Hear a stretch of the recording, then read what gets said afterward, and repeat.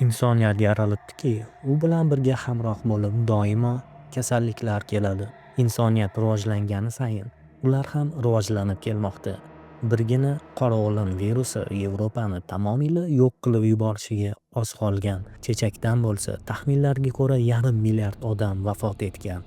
Bunday misollar juda ko'p va ularning deyarli hammasi gigiyena bilan bog'liq hisoblanadi. Oson, shunday emasmi? Kasal bo'lmoqchi emasmisiz? Unda ozoda yuring. Qo'lingizni sovunlang, iflos havo yutmang. Isqurt narsalarni so'lagingizga yaqinlashtirmang. Lekin shunday kasallik turi borki, undan qochish uchun shunchaki ozoda yurish kamlik qiladi. Tanaga kirgandan keyin esa uni chiqarishning shunchaki imkoni yo'q. Bu OIV yoxud VICH, soddaroq qilib aytsak, SPID kasalligi hisoblanadi. Inson ichida immun tizimi nomli bir tizim bor. Uning vazifasi bizni kasalliklardan himoya qilish va aynan shu immun tizimi sababli biz qora virus, ispan grippi va boshqa turli viruslar ustidan g'alaba qozonib kelmoqdamiz. Lekin OIV-chi? OIV bu qisqartma so'zdir. Uning ma'nosi odam immunitet tanqisligini anglatadi. Ko'rib turganingizdek, kasal nomining o'zi ham bizning immun tizimimiz bilan bog'liqdir. Lekin u bizning immun tizimimizga qanday qarshilik ko'rsata oladi? Bugun biz sizlar bilan bu videoyimizda VICHni kelib chiqishi, uning tarixi, u o'zi mavjudmi yoki shunchaki safsatami? Bularni hammasiga javob topamiz. Videoni boshlashdan oldin ekranimizga yaqinroq o'tiring.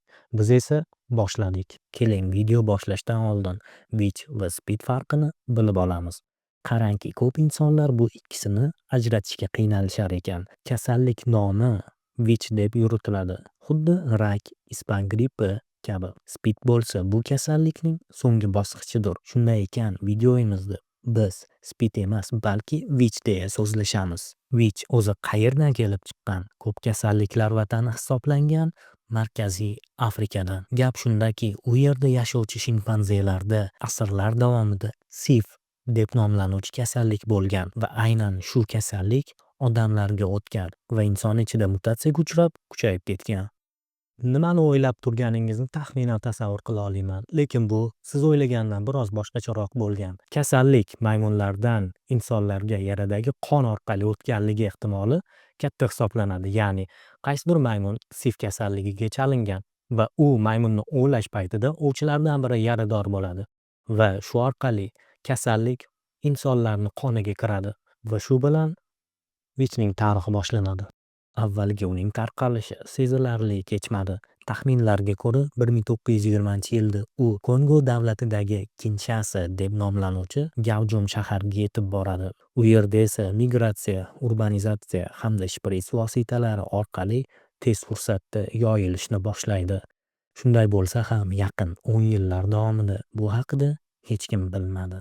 Bunday davom etib kelmasligi aniq edi. Oxir-oqibat 1981-yil AQShlik shifokor noodatiy kasallikka duch keldi va aynan shu davrdan boshlab olimlar va shifokorlar dunyoda qandaydir noodatiy hodisalar ro'y berayotganini anglab yetishdi.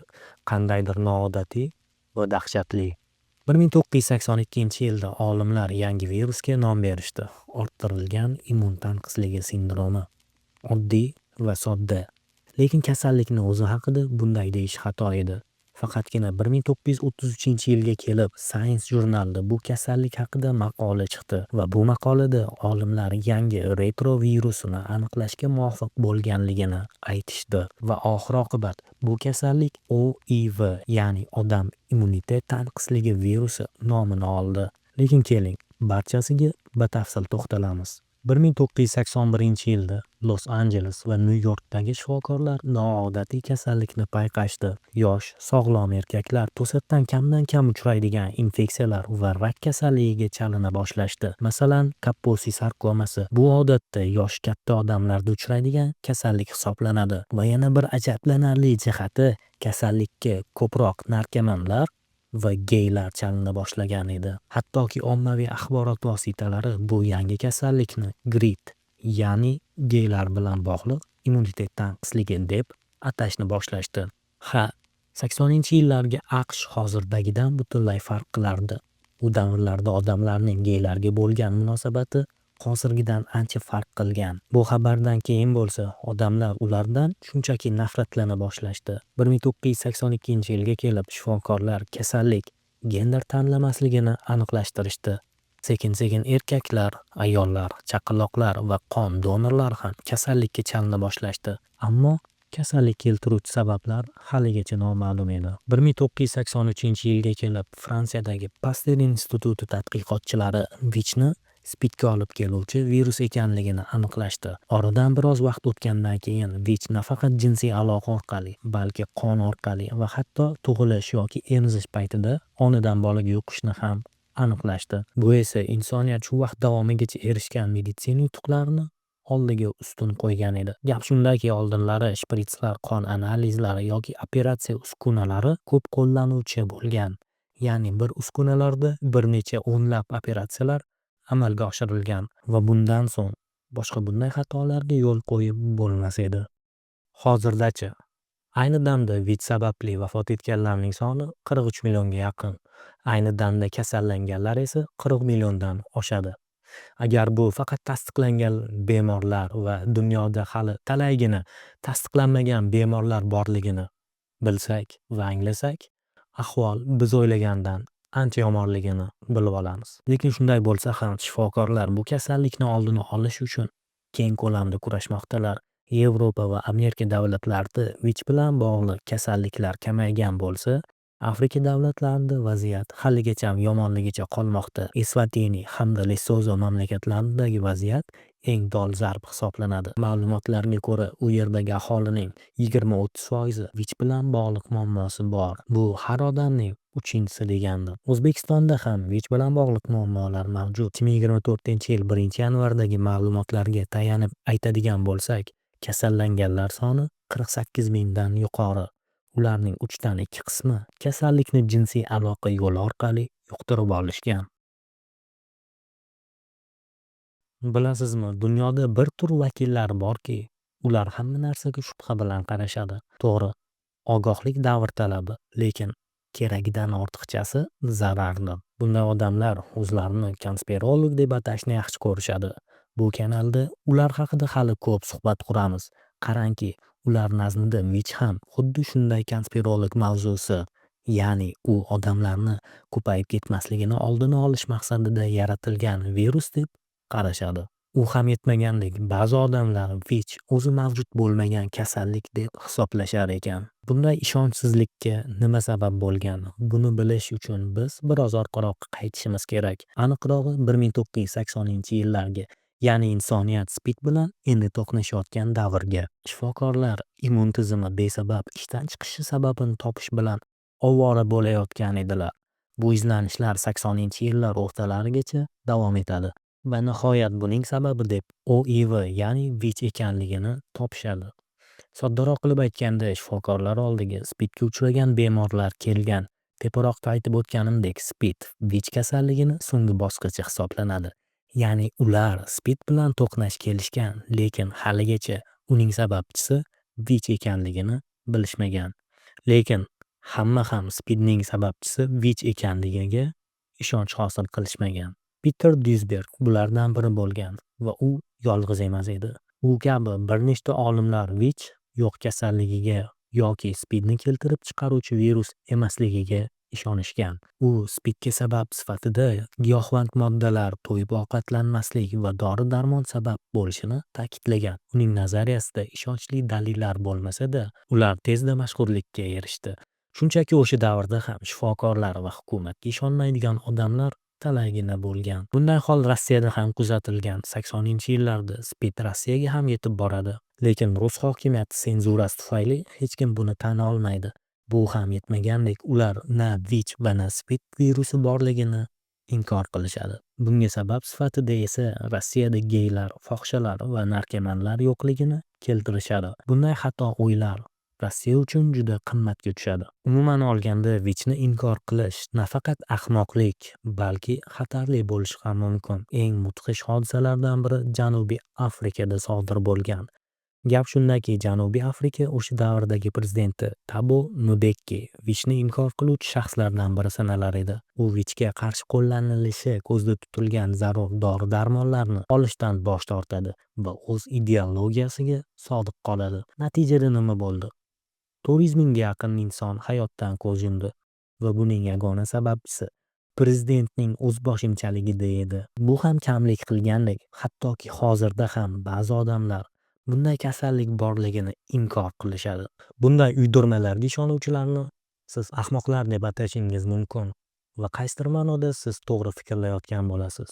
Lekin tashqaridan turib gapirish har doim ham oson bo'lgan. VIChga chalingan bemorlarning oldidagi eng katta to'siq bu SPID emas. Bu ularning o'zlariga bo'lgan ishonchsizligi. Ishonchsizlikda esa odam barcha narsaga ishonishni boshlaydi va arzimagan cho'g'dan umid qidira boshlaydi. Hattoki u sarob bo'lsa ham. O'zi umuman OIV bilan kasallanganlar vahimaga tushib o'zlarini yo'qotib qo'yishlari kerakmi? Qisqa javob yo'q. Lekin bir narsani tushunishimiz kerak. Bu kasallik siz bilan butun umrga qoladi. Lekin u xavflimi? Agar vaqtida oldini olmasa, albatta SPID bosqichida u shunchaki dahshatli. Lekin ungacha-chi, keling, sizga bir qiziq faktni aytaman. VIChga chalingan inson hech qanday davolanishlarsiz o'rtacha 10 yil yashaydi. Turli dori-darmonlar va lecheniyalar bilan esa 50 va hattoki 60 yil ham hayot kechirishi mumkin. Va bu ko'rsatkich yil o'tgani sayin yaxshilanib bormoqda. Va so'nggi savol, VICh mavjudmi? Ha, afsuski u mavjud. Buni olimlar allaqachon ilmiy yo'l bilan isbotlab berishgan. Qanday deysizmi? Insonlarga sun'iy o'zgartirish kiritilgan VIChni yuborish orqali. Gap shundaki, shifokorlar VIChni inson tanasiga yuborishadi, lekin bundan oldin inson tanasining ichidagi kasallikka sabab bo'luvchi barcha narsalarni yo'q qilishadi. Yuborilgan virus bo'lsa rak to'qimalariga 5 gas yaqinlashadi. Bunday tajribaviy bemorlarni keyin butunlay davolash mumkin. Bu tajriba uchun eksperiment hisoblanadi va belgilar VIChniki ekanligini ko'rsatib berishadi. Bundan ko'zlangan maqsad VICh borligini isbotlash bo'lgan. Shuning o'zi yetarli bo'lishi kerak, to'g'rimi? Afsuski yo'q. Qarangki, odamlar shundan keyin ham ishonishni rad etishadi. Bundan tashqari ular uni inkor qilish uchun turli xil maqolalar ham yozib chiqarishgan. Ularga VICh mavjudligini isbotlovchi aniq bir fakt bormi? Ha, bor va bu o'lim. Hozirgacha VICh kasalligiga chalingan va uni rad etib davolanishdan bosh tortganlar minglab nafarlardir va ularning hammasi hayotdan erta ko'z yumgan va hozirda bunday o'lim topganlarning ro'yxati ham mavjud. Koronavirus paydo bo'lgan yillarni eslaysizmi? Ko'p odamlar va hattoki hukumat vakillari ham uni tabiat mahsuloti emasligini, balki laboratoriya mahsuloti ekanligiga ishonch bildirishgan. Xuddi shu holat 1980-yillarda VICh bilan sodir bo'lgan. Shubha, qo'rquv, konspirologiya. Lekin bunga nima sabab bo'lgan? VICh epidemiyasining dastlabki yillardagi qo'rquvi uning o'zidan ko'ra tezroq tarqalgan. Omma ahli aniq javoblar kutar edi va tabiiyki, fan mutlaqo yangi virusni nimaligini va u qanday kelib chiqqanligini tushuntirishga shunchaki ojiz edi. Bu esa konspirologlar uchun ajoyib zamin yaratdi.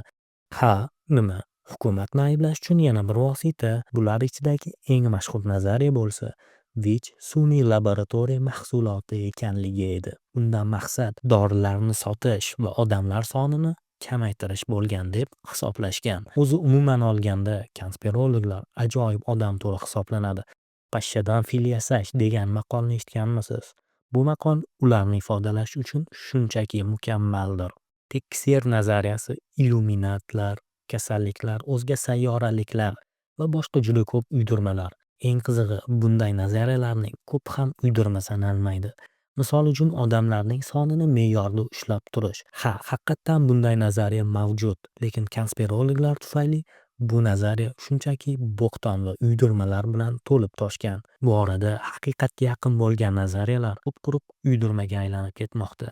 Xo'sh, VIChni laboratoriyada yaratsa bo'ladimi? Nazariy jihatdan ha, faqat u hozirgi uskunalar yordamida amalga oshiriladi va VIChning o'zidan nusxa olinishi kerak bo'ladi. Shunda ham laboratoriya virusi VICh kabi mukammal bo'la olmasligi isbotlangan. Lekin 1900-yillarda hattoki DNK tahlili bo'lmagan davrda bunday virusni sun'iy yaratish shunchaki imkonsiz bo'lgan.